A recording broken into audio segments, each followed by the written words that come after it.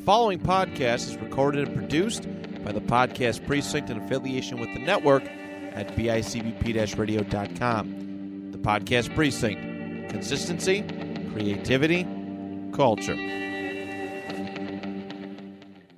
The Nostalgia Funhouse proudly dedicates all episodes in the loving memory of Connie Chirac. So, Johnny, I've been hearing really great things about this Nostalgia Funhouse. It just brings back so many great memories. Andrew, another reason I'm moving in line with you here is that you really vouched for this show. So I'm just going to believe you that this is the show that, I've been wanting, which is just talking about all the fun stuff from our yesteryear and the years before. And I really hate anything meta. So I'm glad that what we're doing right now is not that. Oh, no, definitely. What is meta? Isn't that Ron Artesta's new name? Well, add World and Peace to it, sure. Yeah, but this is great. They last year they were tearing play sets and Halloween costumes. Well, that sounds cool. They get these weird court recordings from pop culture courts. Does anybody care about court cases? These ones are kind of cool. They put Scott Kelvin on trial. Poor old Santa Claus there. Oh wow. Yeah. Okay, that sounds interesting. Yeah, man. You know what's the best part about this is though? Is I hear they always got a really great sponsor. You can check it out right there. Trade you a Paul Molitor for a Tony Gwynn. Okay. What? I'm worth 2 Maulers. No way. This guy's been out in the sun too long. Check out the stats. 329 lifetime batting average and 4 batting titles. I was breaking World Series records when he was still a rookie. Official Major League Baseball cards from Donruss, Fleer, Score, and Upper Deck make all your favorite players come alive. You want a fair trade? Me for 2 of him and a Jim Abbott. Hey, I resent that.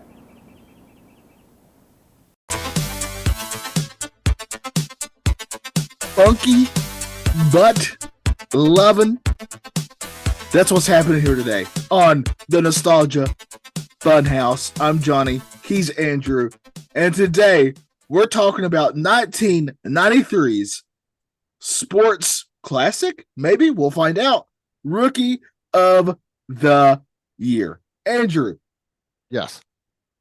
This movie, as a kid, here's a strange thing that I realized about me, besides the fact that I love talking animals. That's what's great about this show. It's like we realize things about myself. Yeah. As much as basketball is my favorite sport, I think my favorite type of sports movie is baseball movies. I think it's easier to make. It might be, but I don't know why that is though. Why do I love basketball? And there are some basketball movies that I like. Don't get me wrong. I think basketball, so many moving parts though. Yeah, I know what you mean. It's probably harder to shoot those. But if you ask me to give you some of my favorite sports movies, a lot of them, I would dare say most of them would be baseball related. Yeah, I think baseball because you can slow it down. Yeah, and you can really add some drama to it, right? Yeah, because it's a lot more one-on-one than say hockey's got a lot of moving parts, basketball's got a lot of moving parts, football even, you got to get a whole bunch of people. With this movie, if you notice, you don't really see outfielders. You don't really see a lot of infielders. Right. So that's where I think you know what, for I think it's a baseball team, you probably only really see 4 players tops, right? Actually, and I bet only 3 of those or maybe only 4 of those actually get to talk compared to the others. It's just you could just hire extras. Where in basketball, you got to have at least 5 guys that has some type of role into. Yeah, I mean, watch. What did I just watch? Blue Chips. Oh well, yeah, it's a good movie. Or at least I thought. It's been a while since I've seen it, but I do want to do Teen Wolf one day. Just FYI. Well, we got to do Teen Wolf. Yeah. I was just thinking about Teen Wolf. Oh, maybe we can do it for October. Let's think about that for them. And then what was the other one that I was thinking about? The Return to Oz. Oh yeah. I've only seen that once, and that's forever ago. But Rookie of the Year, this is a movie that I saw multiple times as a kid. Oh yeah, I loved this movie as a kid. I have a lot of nostalgia for it, but I have not seen it in probably 20 years easily, at least.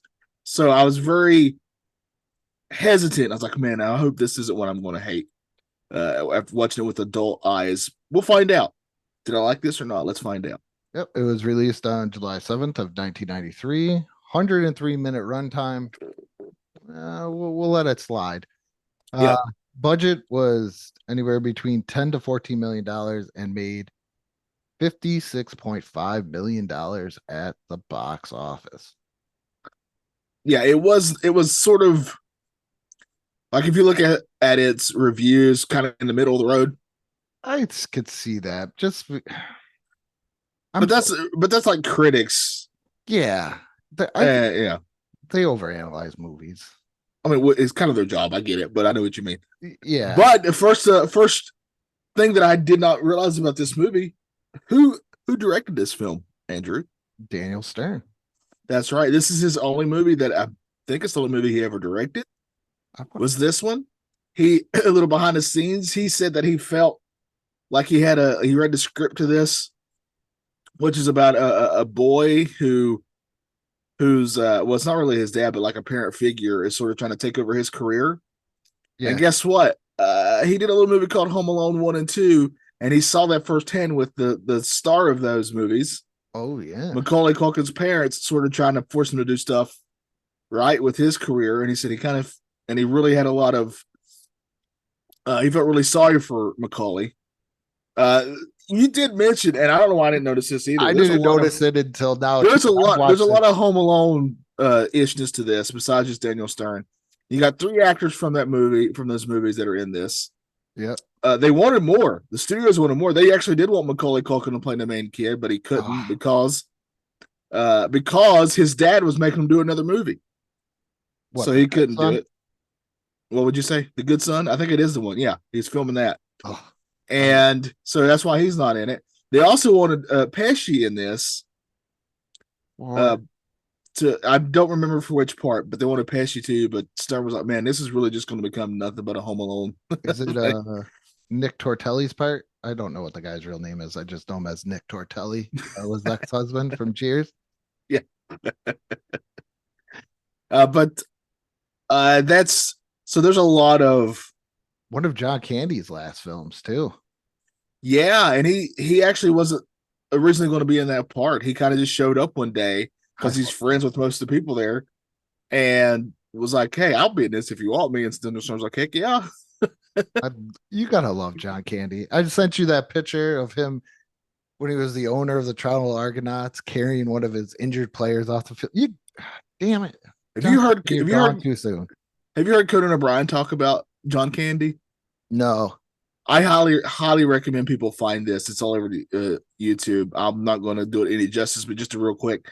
When Conan was in college and he was writing for his humor paper, he loved John Candy. John Candy was like his idol, and he just wrote to him hoping. He said he didn't think he would ever show up, but somehow he got an interview with John Candy, and he said John Candy actually came out to New York and stayed the day with him, and they hung out. And he said he was like just the coolest guy ever. And I highly recommend you find this story. All kinds of great John Candy stuff in that about, man, he just a man of the people. God, I love John Candy. I heard that one story about when he was working for SCTV or doing something for television. And a guy was like, I was just a lonely guy on the production crew. And out of nowhere, I didn't really recognize. I think probably SCTV because he wasn't that big of a star yet. And yeah, like a guy just came up to me and was like, "Hey, do you need help moving this case?" And I was like, "Yeah, that'd be great." The guy helped me move the case. And then all of a sudden somebody came out and was like, "Mr. Candy, we need you on the set." And he was like, "Wait a minute, I'm helping this guy move a couple of things real quick, and then I'll be over there." God, I love him. Man, I cannot get enough John Candy stories, honestly. Give me all the candy, as I like to say. I love those stories. I was thinking about when next time we do Saturday Morning Rewind, we gotta find something with the Camp Candy in there. Oh yeah, I agreed. Okay. Enough with John Candy, because that is actually the first thing in my notes was I literally wrote down, I love John Candy. Yeah. I can't say enough good things about how awesome he was. Again, I agree with you going too soon. Oh, also there is a new, I haven't got to see it yet because it's on Apple TV, but there's a new Steve Martin documentary that I've heard great things about. Oh yeah. He talks about John Candy, and he like you can see him like choking up. It's highly recommend. You can find that scene. It's so good. Anyway, we open up with a good little montage of people going to a Cubs game. Yes. And one thing stood out to me, Andrew, that really puts this movie in its era, and that, of course, is the Cub Troll. Club Troll. You remember the trolls, the troll dolls? Oh yes. Okay. Those things were huge in the 90s. I don't want to brag, but I had a Raphael Ninja Turtle one. I was just about to say I was looking at like the old waves of Ninja Turtles, and I was like, I forgot they made troll dolls out of everything. They made troll dolls out of everything. And if you want to see me play the troll game Stone Protectors, you can go to the YouTube channel. It's in there somewhere. There we go.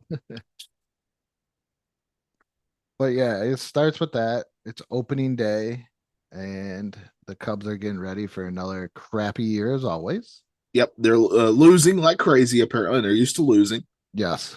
And then all of a sudden the ball gets hit, and that's when we transition to Henry pretending like he caught a fly ball against the wall into the ivory at good old Wrigley.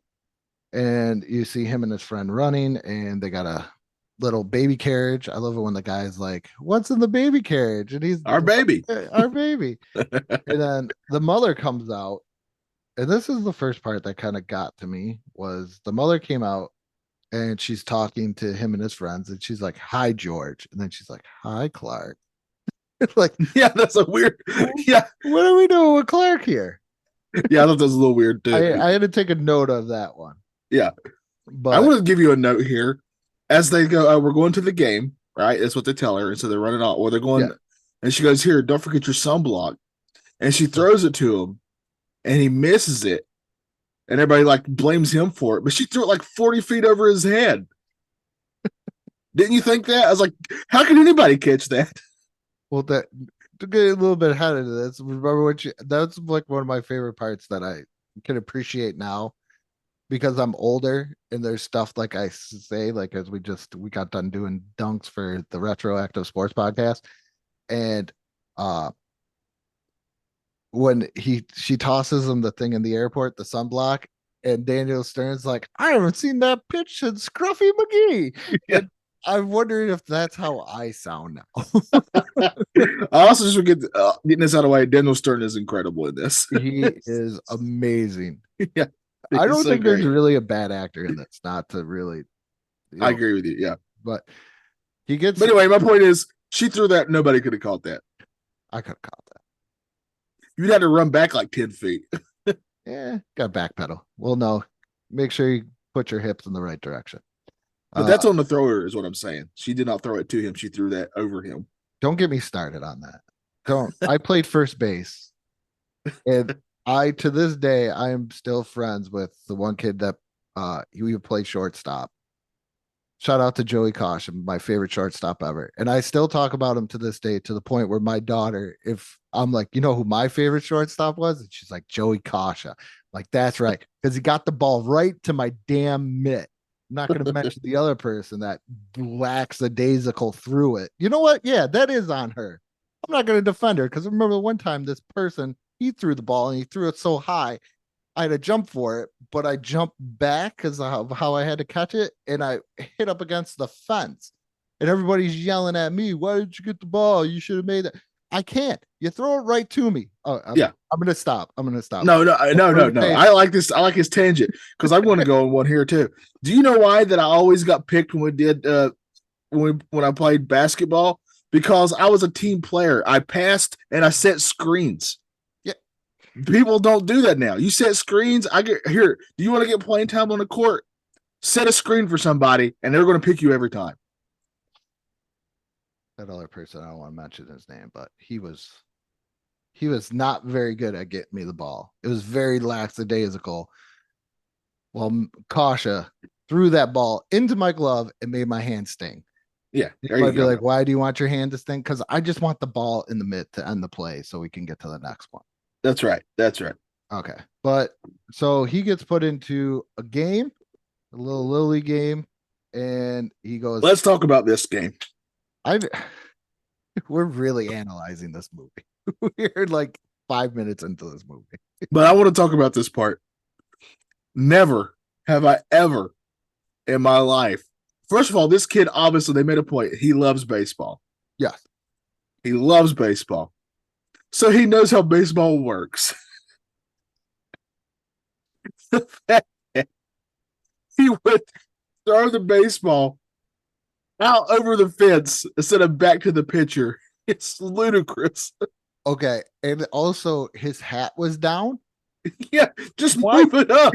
Okay. That would irritated me as an adult. Take you 2 seconds. As Just a kid- move your head up. As a kid, I was like, ha ha ha. And as I'm watching this, I'm like, just 2 seconds. Or just take your hat off. Just knock it off your head and go. Yeah. We're done with this. So I don't like when people get bullied, but I understood it in this case. I get it. I understand what you're saying.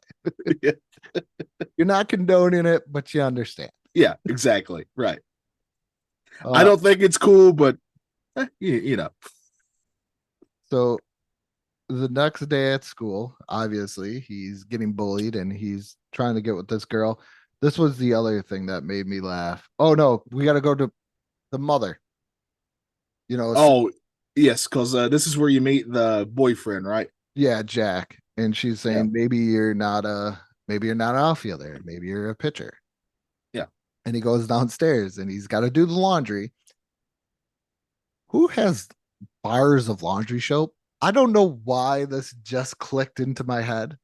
Like I've seen powder, I've seen liquid, I've seen pods, but he is throwing whole bars. Yeah, that's a lot. It feels like a lot, right? And was that even the washer? Oh, also, we didn't talk about this, but twice in this movie, this kid plays baseball in jeans. I've seen that. Yeah, but that's dumb. That's ludicrous behavior. That's a psychopath. I've seen that a lot in Little League because you don't get, when we were younger, we didn't get the baseball pants until we reached the majors. I never played baseball in jeans because my father was always a coach. And once again, he figured if you did that, you were a psychopath. So I always had sweatpants or baseball pants. When I was younger, it was sweatpants. My son has never played it. My daughter has never. None of my kids have ever played baseball in jeans because that is psychopath. Yeah. And I always make them wear long pants. And if they don't wear long pants to practice, obviously not so much here because it's like hotter than the devil's butthole in the summertime. But normally I was always taught you got to wear pants, but don't ever wear jeans, just some sweatpants or whatever. Just don't be a psychopath. I'm glad you know what, Johnny? You are a baseball guy deep down. I told you. I do like baseball. Look at this. Look at Johnny. No wonder he killed it on the trivia. That's right. That's right. Check out that show to find out how good I am at baseball. Which is not very actually good at the actual sport, but here we are. Well, Henry's not very good. That's true. Now also, all right, so that the new guy comes over. It's very obvious that Henry is not a fan of him. He doesn't like him. He makes it pretty obvious. Yeah. But here's the thing I noticed. They're going to go out on their date, right? Henry is old enough to be left by himself at home. But she tells him that his bedtime is 8:30. No kid's going to bed. Even why would you make him his bedtime 8:30 though? If he's old enough to be by himself, that's at least a 10 o'clock bedtime, man. If you're old enough to stay up by yourself, you can go to bed at 10. Yeah, what is he? He's 11 or 12, right in there. Yeah, I thought it. Yeah, you're staying up to maybe about 10 or so, and then even if your parents go out, or your mom goes out, or your dad goes out, single parents or anything like that, you're not going to bed by 8:30. No. And back then, not everybody. No, I'm trying to think. 93. I don't think everybody had a TV in the room like they do now. Probably not. I wouldn't think so. So you're watching TV as long as possible on couch. You see the headlights come through, then you're booking it to the bedroom. That's right. Yeah. You're trying to see if you can get Showtime on the scramble. Unless it's that Cinemax free weekend. Yeah. But now, cut to, they're at school. Yep. He's at school. You get to meet his two friends. Well, you've already seen them, but you get to actually meet them this time. I like his friends. I do too. They're very fun, but the one friend's a little bit of a creep here. Oh, yeah, The bigger guy, I can't remember his name.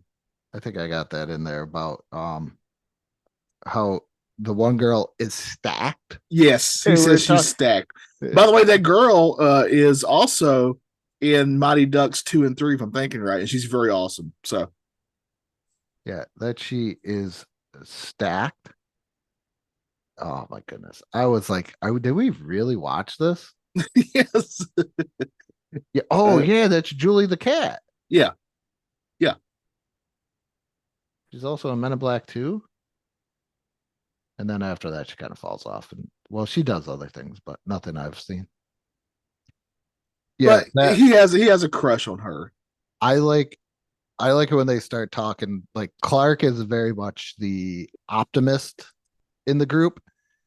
George is very much the pessimist because Clark's like, "Hey, invite her on the boat because that's Yeah. the big thing." And George is like, "We have wood in the shape of a boat." That I really like. And then, also the milk did that body good line. yes, that's The 90s, how we miss you.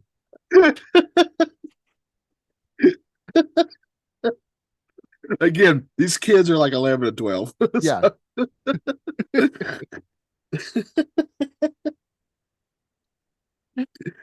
So I think his best pals are awesome. That one's a bit of a creep. Yeah. And they don't really get into any story between Clark and that one girl that always Right. sits next to him. But I will tell you, it's obviously he's hitting it off. Yeah. Kid's got game. I'll give him that. Well, he's more optimistic than Yeah. George, who is the pessimistic creep. Maybe that milk has not done that body good for George. Who knows? But as they're leaving school, one of Henry's teammates that is bullying him, which Johnny does not condone, but he understands. That's right. Yeah. Hits a ball and says, "Hey, Roland Gardner, go catch." He trips on a ball. Well, the reason that he even does it is because that The girl shows up because she's there and he's like, well, I got to do this now, which I think all of us growing up, we get that. We understand that. 100%. Yeah, I totally understand. I've tried to show off in front of a girl before for sure. Yeah, I get that 100%. I'm glad those days are behind me. Yes. Now I legit don't care anymore. No. No. I get asked all the time, are you going to wear that? Yeah, because what am I going to do? 41 years old. I'm married and have 3 kids. I'm pretty much done. I'm 41 years old. I'm single, but I do not care. I'm on the clearance rack. Okay. I'm like getting thrown out. I'm not even on the clearance rack. I'm in like Goodwill at this point. I might even be even left on the side of the curb with a sign that says free. Ladies, if you want some Johnny, just go to your local Goodwill. I couldn't even tell you if somebody was hitting on me. I don't even know if I could get that. I've never ever been good at that. Except for the one time I had a doctor's appointment when I was like in my mid to upper 20s, and these 2 older ladies were in there. I mean, they were senior citizens. Yeah. And I walked in. I've always been a big guy, but I walked in. I was way better in shape then. And I walked in and I literally heard this one lady say, she thought she was whispering to her friend because they were sitting next to each other. Now that's a man. And I felt good about myself, even though these ladies were like in their 70s. I would have taken it. I would have taken it and ran. But this, okay. This is where Henry breaks his arm or shoulder. Yeah, and one of the most incredible falls of all time. Yeah. Where both his legs go up into the air. Have you ever had a fall like that, Andrew? I have. I only once, and it was during a sledding incident. Oh, I mean, that makes sense. So mine was literally walking in a parking lot. Oh, jeez. Okay. So mine did make more sense. The only thing that was scary about mine was I was carrying the little kid down the hall, aka my son. And he was younger. I think he was only maybe 5 at the time. Yeah. And we got to the hill first and we're sledding down. And this is one thing I hate about sledding as an adult is once you get down, you gotta Yeah, go walk back. Yeah, gotta yeah, go it's the back up. worst. As a Yeah. kid, it's not that big of a deal. So I'm carrying him, dragging a sled, and instead of people moving down the hill like intelligent people, they just keep on sledding in the same spot that we are. Oh yeah. And then all of a sudden, I'm doing it, and I just see this one coming towards me, and I tried to move out of the way, and it just didn't work out. Mine was literally me and my friend were at work again in my mid to upper 20s, and it was lunchtime, and I was like, hey, let's go get some lunch. And she's like, okay. So we're walking to my car. I had a very nice Mustang at this time too, so I thought I was the coolest guy of all time. And as I was walking to the parking lot, she was on, by the way, she's very pretty, and she was on the other side of the car. And as I was walking to my car, I did not notice this pothole, and I tripped over it. And she likes to tell the story because all she saw from her point of view, because the car was blocking most of me, was my feet in the air. So, Poor Johnny. that's how I impress ladies.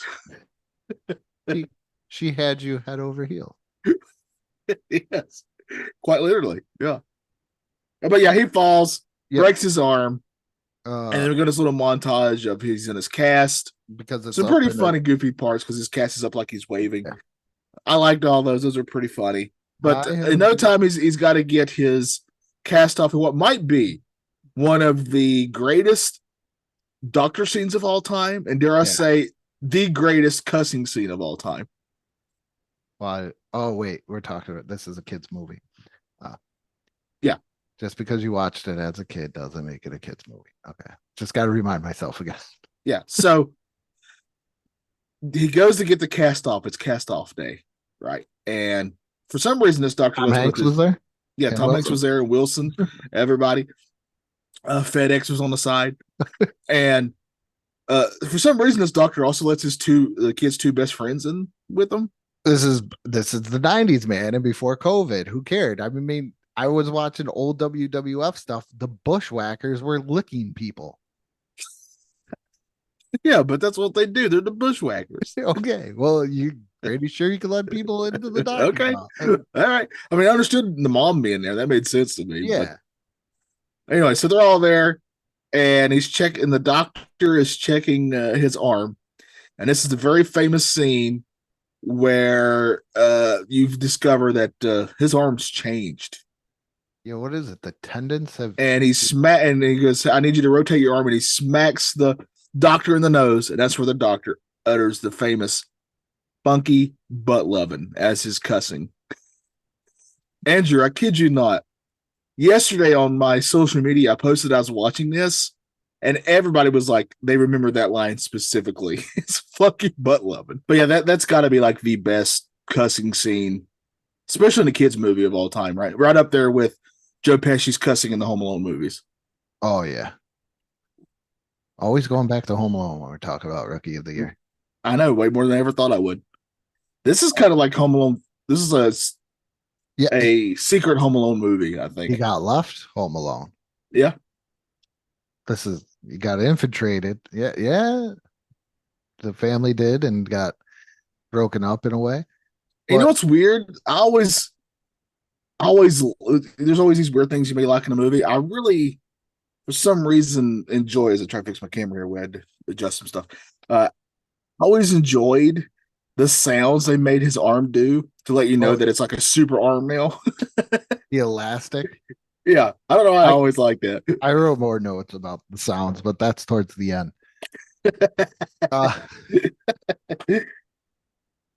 uh, so yep, he gets Cubs tickets for a cast off thing. I had multiple cast off, and my mom just said, "Don't be an idiot and break it again." Yeah. And he goes with his friends, and once again, 90s, early 90s, they're getting sent on a subway or subway rail car or whatever By to- themselves. by themselves to a Cubs Mhm. game. in No Chicago. adults. No No adults. Nope. And gotta laugh at it because I was older. I was 16 and my friend had to be about 15. My mom just dropped us off in Buffalo to go see a Sabres game and was like, did the classic save a quarter call me when it's done, or I'll ask your brother, when when the game's about done, and then I'll come and get you guys. So, but my mom dropped us off. Yeah. So one of the away team players hits a home run, and in baseball tradition, if that happens, You throw it back. you throw it back. And nobody wanted to throw it back because, or no, the one guy threw it back, but it was horrible. And then all of a sudden, nobody else wanted to throw it back because the game was on cable. Yeah, it's okay. Are you crazy? This is on cable. This is on cable. And so nobody wants to throw it back. So Henry throws it, and that's when we hear that. Yep. And he lets it go, and like the game just stops. Yeah. And I love this scene. Then the guy wants to fight him. And I love that too. So after he does this, that guy was like, kid, you trying to show me up or something like that. Yeah. And this guy is like just an all around adult. He seems like he probably had a few brewskis, right? And he's like, why do you want to fight? He's obviously a kid. He's like, I want to kill you, kid. And the kids take off. And then his friend stops him and goes, he's holding him back. He goes, man, that kid would have killed you. Yeah. He was like, yeah, you're probably right. And the guy goes, yeah, right, thanks. Oh, we can't forget about the favorite player. The first time we see Chet the Rocket Stedman, played by Gary Busey. Not crazy Gary Busey, not Pet Court. No, this is pre-Pet Court Busey. Which you pick which Busey you like better. I'm 6 in one hand, half a dozen in the other. I will say that Busey is awesome in this movie. He's very good. He is very good. Not talking about butter sausage, but that's when they get the idea to go find Henry to sign him. They give him a little tryout, and you also kind of meet the owner's nephew, I think he is, and he's played by the guy that plays Nick Torrielli. Yes, and the owner is played by the guy who was in Home Alone 2. He owned the toy store. Yes, but he did not give out any turtle doves. Not this time, no. But he's pretty great in this. But anyway, so the nephew was like, hey, I want to make this team worth something because we're worth nothing. Kind of behind his uncle's back. His uncle doesn't know any of this. And he goes, go find this kid because he sees dollar signs here. And in fairness to him, he was right. Well, yeah, too, because it's also he's about to inherit the team from his uncle because I guess owners just retire. And then, they have to have a sellout for the rest of the year, or I guess he loses the team. I don't know. There's always got to be that aspect to these movies. Yeah. So they go out and find him. And this is where you realize how much of a jerk that the boyfriend and the mom's boyfriend is. You start seeing more sides of that because he's like, hey, I'm going to be your manager. Mm-hmm. And I also want to ask you this because this happened a bunch of times in this movie. His name is Henry. Yeah. Is Hank another name for Henry? Yes. Okay. Thank you. People have called Hank Aaron Henry Aaron. Okay, I was wondering that because he got called both in this movie. Yeah, no, that's kind of either way. All right, so it's sort of like there's a lot of names that have like a second name they can call somebody by. Yes, they're like that. Yeah, like William and Bill, right? Yep, and Richard and the other thing. Yeah, Dick. So he becomes his little manager there because he gets 10%. Yeah. A lot of money. It is. I also have a problem with this too because there is a part in this, but we'll get to it. So Henry is playing. They put him in a relief effort. Oh, I wanted to, before you go here. Oh, I looked this up too. For the time in the 90s, his Henry would have made for the year a little over $100,000. That's not bad. That's not bad for a kid. That's great. Endorsements. Right. I'm not counting endorsements. This is just purely for the MLB contract. He got that Pepsi contract. He sure did. And we're going to talk about that commercial. I have a lot of thoughts there. This is all over. You say this isn't a Ninja Turtle movie? But he goes into he actually goes into his first game against the Mets, and he gives up his home run to the it says, I love it how it says it here, arrogant slugger Hendo. Right. Like he's sort of like who would you compare him to? He's a humongous man. Yeah, He's a mountain of a guy. it's like okay, so the best way to describe him, like I can't really pick any like baseball player that'd be like that. He reminds me of the opponent in the old Bugs Bunny cartoons. Yes. I see. Yes. Yes. Okay, that's pretty much what they went. He looks Yeah. like the human version of that. There is a Yeah. guy in Major League 2, I want to say, that kind of does this, but this guy's very over the top and cartoonish. Yeah. He's basically like a pro wrestling heel. Yes. Yeah. Yeah. Yeah. But he's also very great. I don't know who this actor is, but he was awesome in this as well. He does still manage to get his first save. And this is where the manager talks to Chet Stedman about mentoring him because he doesn't trust him with Daniel Stern. Because as the manager of the team said that he beamed Daniel Stern's character in the head in the minors, and he's been following him ever since. Yes. Which Daniel Stern's character must have had a lot of concussions because I'm pretty sure we see 4 or 5 of them happen in this movie. Oh yeah. 3 of them when he's in the batting cage. Oh, yeah. How did you feel about the locker room thing too?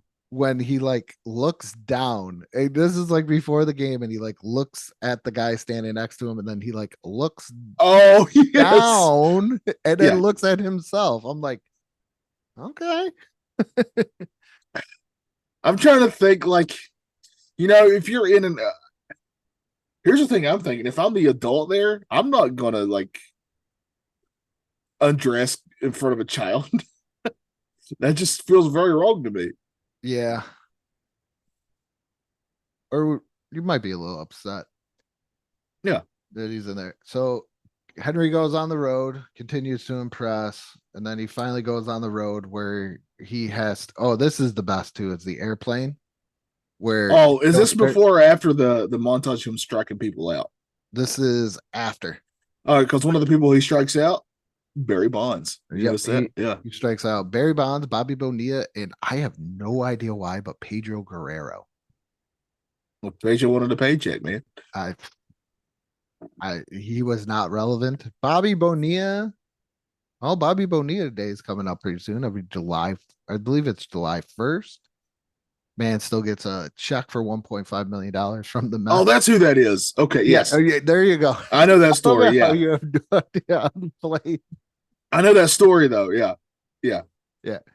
But I love it on the plane where Daniel Stearns teach him. He's like, see this brownie? It's free food everywhere. I just put it in my sick bag and voila. And he's like, what? Breakfast. And he's like, you got breakfast. Oh, we skipped a part. All right. So I wanted to bring up, like, on Henry's first day, where him and his buddies are going to go where the players enter. That guy, the old man who opens, it's like he's like going to the Wizard of Oz. Yeah. He talks like this. That's in my notes too. The Wizard of Oz reference. Yeah. He even says it too. And he's like, now that's a horse of a different color. Yeah. I just love that man. He's so great. I think old Prospector would have done that. I don't know why they did that for that part. That was just so It's great, random. though. I love it. I like it. But it's just so random. It is very random. Yeah. But yep, he goes and he's got to go face the Dodgers, which I found out was not taped in Chavez Ravine, the Dodger Stadium, but if they just moved the filming over to Comiskey Park, where the White Sox play in Chicago. Oh. So if you're a baseball fan, you'll pick up on that real quick because I'm like, yep, they're right. As a kid, I didn't pick up on it, but as an adult. Also, there's a lot of scenes where the crowd's chanting Henry, Henry. And they did get the crowd to really do that, but it was very difficult because they kept wanting to chant Ozzy. Because apparently there's a player named Ozzy that was playing, like a rookie, Ozzy something. I don't remember. I don't know who this is. I just read that Really? somewhere. Ozzy who? Guillen? If you give me a second, I'll look it up while you're He was a talking. rookie player? I think that's what I Ozzy read. Smith. I'm looking it up. Give me a second. All right.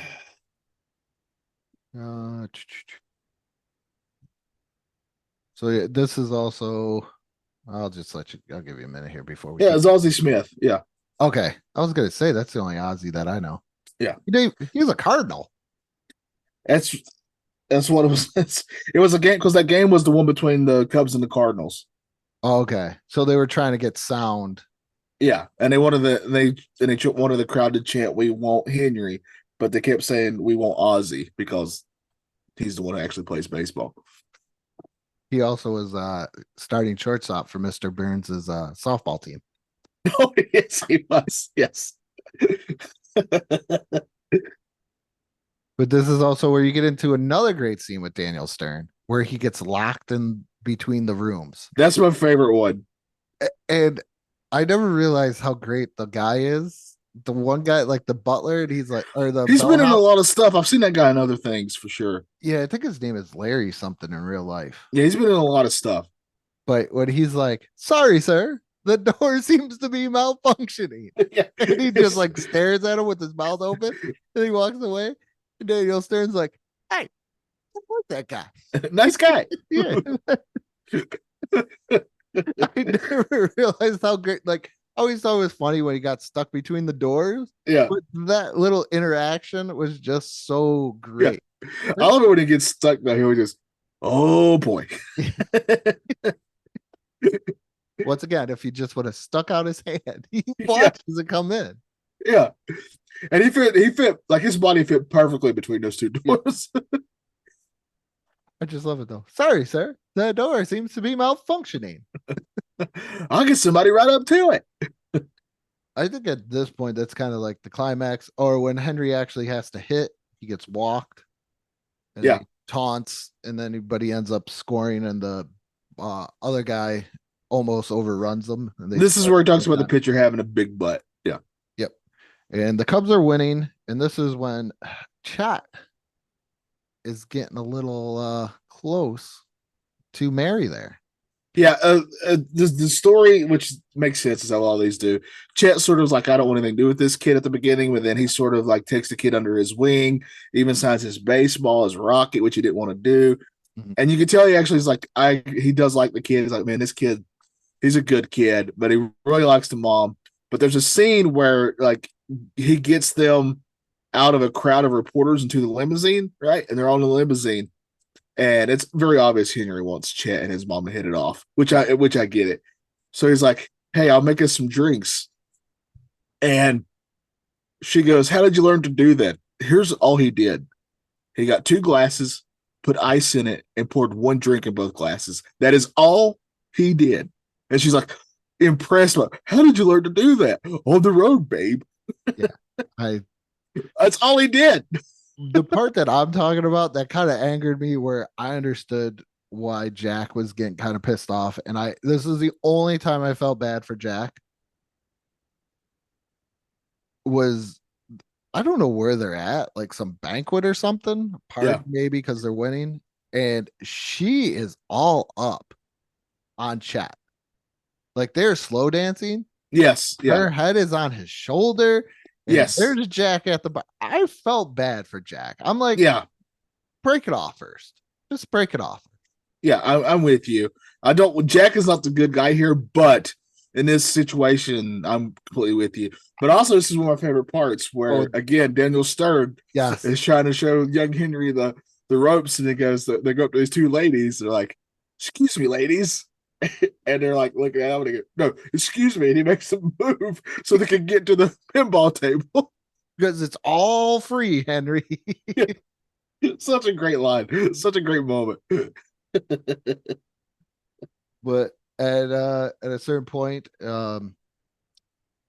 Larry Fisher, Nick Tortelli's character, the nephew of the owner, is talking about how the Yankees want Henry and they want to buy him from him for $25 million. Quoting here, they want to buy the kid. Yes. Which Babe Ruth kind of got sold to the Yankees. So, Yeah. but and then But it feels weird, right? the part that made me laugh is, from my understanding, this is not how this works. So if you pay cash to get a player, like that still happens. Like Kyle Korver pretty much got traded for a copy machine. That player doesn't get the cash. Where they made it sound like the Cubs were gonna, like Henry was gonna, the Cubs were gonna get the cash, and then all of a sudden Jack was gonna make $2.5 million or off of it. No, Yeah, because they said 10%. Yeah, no, the Cubs keep all that money. right. You're Yeah, you're buying that player's contract, exactly. not giving them a new contract. That part irritated me, but I guess that's all for like the drama and the fan service. But as a guy that, with sports and baseball, I'm like, that makes zero sense to me. I did pick You know up. what else? You know what else made zero sense is one of the best friends being mad at Henry for Henry, even though Henry is obviously trying to make it Yes. to be with his friends. That guy, he's been over the top dumb. But I will say that I definitely remember when you would get into like a fight with your guy buddies, like you would just make up out of nowhere and it wouldn't matter anymore. And that's kind of what happens here. One of my best friends I've met through a fight. See? Yeah. Also, let's talk about this Pepsi commercial real quick. Yes. Classic Ray Charles Pepsi. Yes. Because when you're right. Yeah, which makes sense. I get that. But when you think that the director is yelling cut because Henry can't get those last lines right, because in fairness, they're complicated. Yes. Especially for a 12-year-old. He goes up to Henry, again, 12 years old. I cannot stress this enough. And he goes, Henry, I need you to be more sexy. Yes. And my skin crawled. There's truth behind Hollywood. I did not like that at all. Very creepy. Did not like it. Yuck. I did like the little friend montage where they got the boat running and they went out. And as a kid, I kind of didn't like that because I wanted more baseball. But as an adult, I feel that worked out good because it gave some conflict resolution to a lot of things. And also, it made Henry realize he doesn't want to be a baseball player anymore. He wants to be a kid. Yeah, which pisses off Jack and Fisher. But then there's that scene with Jack where he's like, your father was a loser. And then that mother finally sees that, or sees Jack for what he is. That was when Jack became a villain again for me. For a while there, I was feeling very bad for Jack. And then he does that and he gets punched in the face, which is pretty great. Yep. And they're about to sell him. And then that was the other thing Jack asked for, was Chet Steadman to be released. Yes. And they told him that they were sick of waiting for his arm to heal because Chet Steadman's kind of like the Tony Danza, if you've seen Angels in the Outfield, waiting again, another one of my favorite movies, sports movies. Not kidding. I love that movie. My friend Dave and I always used, my friend Dave, you always used to do that. It could happen. Yeah, the little kid would do, yeah.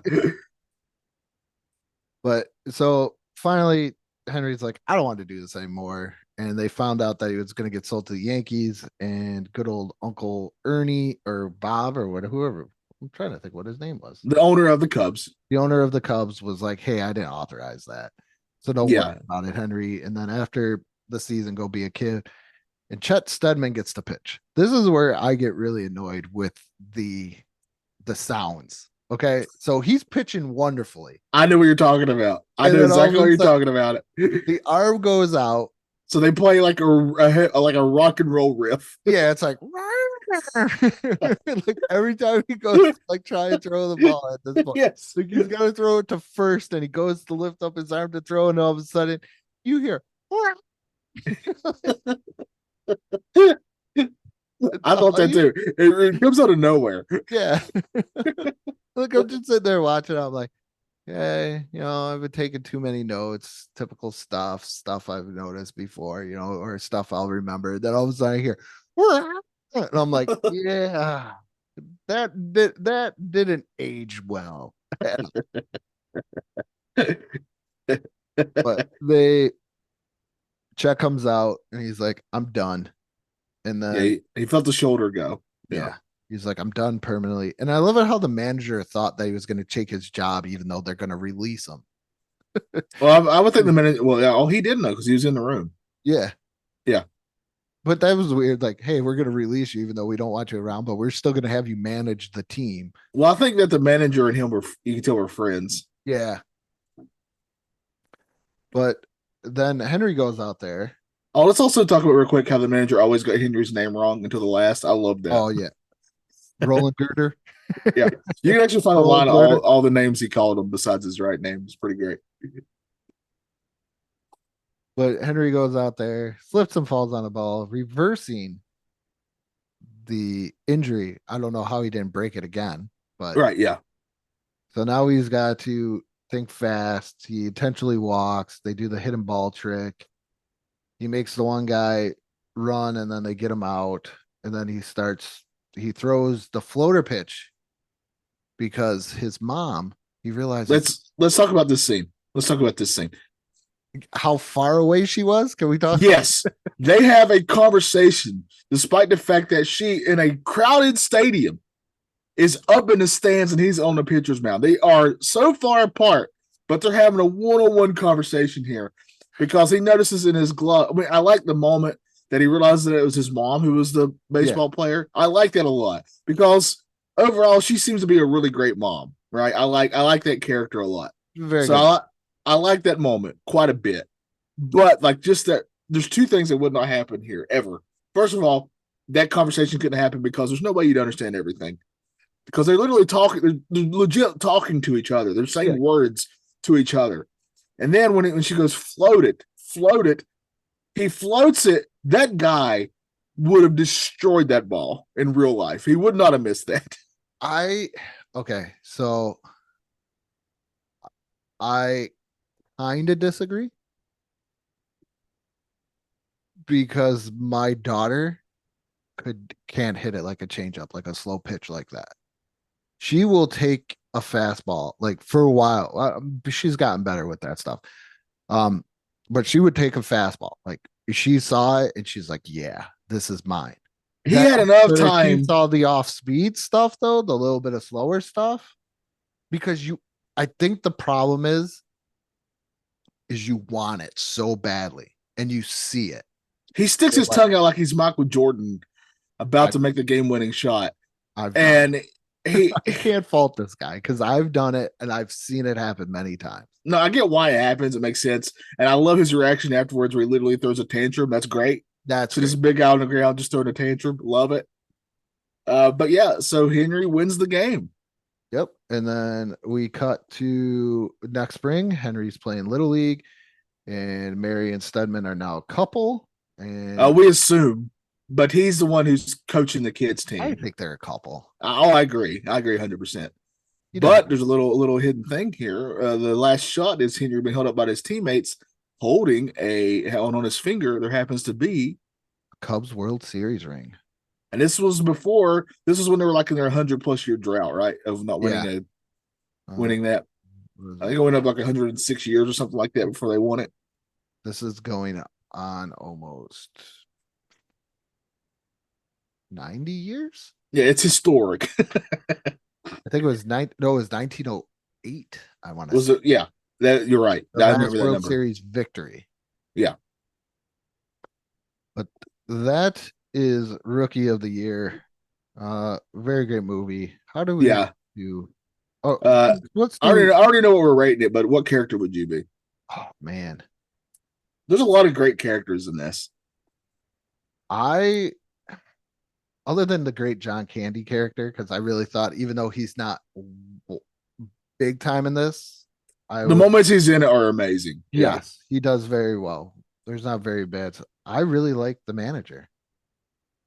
Oh yeah, I like the manager because he's not.